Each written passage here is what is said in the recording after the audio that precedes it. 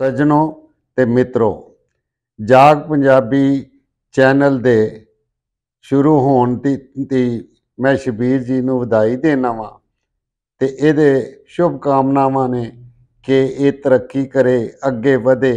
और शबीर जी साडे वो साथी ने जिहड़े पंजाबी जबान की तरवीज तरक्की वास्ते दिन रात जदोजहद कर रहे हैं। और मैं ये जाग पंजाबी चैनल ते शुरू होने ते एक गल करना चाहना वा कि 1 मई का दिन परसों चौथ गुजरिया ते मजदूरां ने बड़े उन्होंने वालेहाना अंदाज विच मनाया, जलसे जलूस कीते है ते किधरे साडे कामरेडां दा ये भी गिला रहा कि लोकी इहदे विच इकट्ठे नहीं होंदे। मजदूर जिहड़े ने एक थां ते इकट्ठे हो के ते अपनी जदोजहद नूं तेज़ नहीं करते। ये सवाल बार बार मुख्तलिफ ज़हनां दे विच उभर रहा और वो इस ते उत्ते सोच विचार करन वास्ते किसी सूरत तैयार ही नहीं। वो चाहते हैं कि जो पहले होंदा रहा वही होंदा रहे, माजी के मज़ारां दे उत्ते वहन पाते रहिए ते जलसे जलूस उस तरीके नाल निकलन। भाई वो नहीं होंदे। मेरी भी ख्वाहिश है कि राहट चलदा होवे, खूह वगदा होवे, नहा रहा होवां, लेकिन ये पुरानियां गल्लां ने, ये नहीं होंदियां। ये तब्दीलियां हमेशा इरतकाई जिहड़े मंजिलां ने वो तय करदे ते बदलदियां जांदियां ने, उन्हां दे वहन नहीं पाने चाहिए। गौर करने वाली गल है कि मजदूर तबका जिसले कार्ल मार्क्स ने अपना फलसफा बनाया तो उन्हें इन्हां वास्ते प्रोलतारिया क्लास इन्हां नूं कहा गया तो डिफाइन किया गया कि ये प्रोलतारिया क्लास वो हैगी है जिहदे कोल ना तो वसाइल पैदावार के उत्ते जिन्हां दी दस्तरस है ते ना ही औजार पैदावार दे इन्हां कोल ने। ये हैव नॉट्स ने। अज दा मजदूर मैं जिसले गौर करना तो वह हैव हो चुकिया कि औजार उहदे कोल काम दे मौजूद ने। जे तरखान है तो अपने औजार उहदे कोल मौजूद ने, जे दर्जी है तो अपने औजार उहदे कोल मौजूद ने, जे मोची सड़क ते बैठा है तो अपने औजार उहदे कोल मौजूद ने।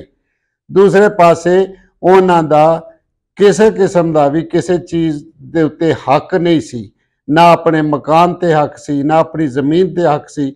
लेकिन बदले हालात के तहत अज कच्ची आबादियां के जरिए वो अपने अपने मकानों के मालक बन गए। जिसने मालक बन गए तो उसकी मलकीयत नूं बचाने वास्ते उन्होंने बाला दस्त तबकात दे नाल जा इतिहाद किया। अज मजदूर जिहड़े ने वो पीपल्स पार्टी दे विच भी जाणगे, अज मजदूर नून लीग दे नाल भी टुरनगे, अज मजदूर PTI नाल भी मिलणगे, हत्ता कि हर उस पार्टी दे नाल हथ मिलाणगे, उन्हां नाल जाणगे जिहड़े कि उन्हां दे मफादात नूं महफूज रखण। ये सारी चीज़ नूं मद्देनज़र रख के तो सानू ये तय करना पेगा कि हैव नॉट्स की लड़ाई जिहड़ी है वो अज नहीं हैगी, अज हैव्स दी है। ते हैव्स वास्ते सानू मैक्सीमम पाकिस्तान जे तरक्की पजीर जिहड़ा माशरा है उहदे अंदर देखना पेगा कि सानू करन दी लोड़ की कि मजदूरां दी बेहतरी दे वास्ते उन्हां दे अंदर हुनरमंदी दा जिहड़ा अंसर है वो लिआंदा जाए। हुनरमंदी जिहड़ी है सीखण, अपनी लेबर नूं जिहड़ी है उहदी वैल्यू एडिड यानी तरक्की याफ्ता फार्म दे विच लिआण ते अपने हालात नूं बेहतर करन। वो जिथे जिस मुल्क दे विच इंडस्ट्री की बजाय कंज्यूमर समाज हो जाए, सनतकारी जिहड़ी है बिल्कुल ख़त्म हो जाए, उत्थे किसी सूरत भी ना स्किल्ड ना हुनरमंद जिहड़े मजदूर पैदा हो सकता है, ना स्किल्ड जिहड़ियां ने टैक्नीकल इंस्टीट्यूशन ये तरक्की कर सकते। तो तरफा तमाशा तो हैगा कि पाकिस्तान के अंदर तो मदरसियां की तालीम रवाज आम पा चुकी है और इंशाअल्लाह तो जज़ाकल्लाह तो अल्लाह करेगा उहदे हवाले असी पूरा मुआशरा किया है। उहनूं बजाय असी गौर करन दे, डिबेट विच लिआण दे, बल्कि साडे ऐसे कामरेड भी देखे ने मज़ारां ते जाण लग पे ने, सूफीज़म के जरिए इनकलाब कड्ढण की कोशिश कर रहे हैं।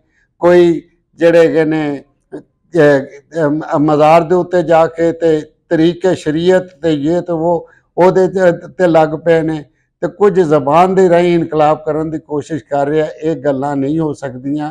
इहदे ते गौर फिक्र करना ਕਿ ਬਦਲੇ ਹੋਏ ਹਾਲਾਤ ਦੇ ਵਿੱਚ ਜਿਸਲੇ ਹੈਵ ਨਾਟਸ ਦੀ ਲੜਾਈ ਨਹੀਂ ਹੈਵਸ ਦੀ ਲੜਾਈ ਹੈ, ਤਾਂ ਉਹ ਕਿਸ ਤਰੀਕੇ ਨਾਲ ਆਪਣੇ ਹੈਵਸ ਨੂੰ ਸਿਕਿਉਰ ਕਰਦੇ ਹੋਏ ਅੱਗੇ ਵਧਣ। ਬਸ ਮੇਰਾ ਅੱਜ ਦਾ ਪੈਗਾਮ ਇੱਥੋਂ ਤੱਕ।